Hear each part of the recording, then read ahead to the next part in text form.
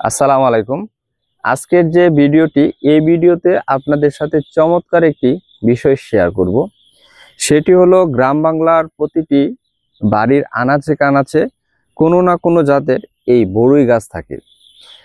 আমরা এই বড়ই গাছ থেকে কাঙ্ক্ষিত ফল না পাওয়ার অনেক কারণ রয়েছে।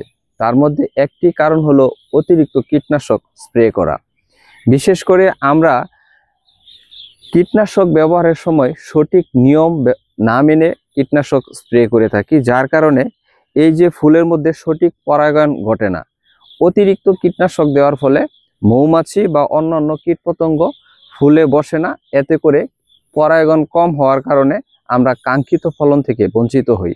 তাই যারা এই সময়ে আপনার কাঙ্ক্ষিত ফল চান, তারা অবশ্যই সঠিক নিয়ম মেনে আপনারা বড়ি গাছে কীটনাশক স্প্রে করবেন এবং ভালো ফল পাওয়ার জন্য আপনার সঠিক পানির ব্যবস্থাপনা এবং সঠিক পরিমাণে সার প্রয়োগ করবেন। তবে আশা করি আপনারা আপনাদের কাঙ্ক্ষিত ফল অবশ্যই পাবেন। ধন্যবাদ। আল্লাহ হাফেজ।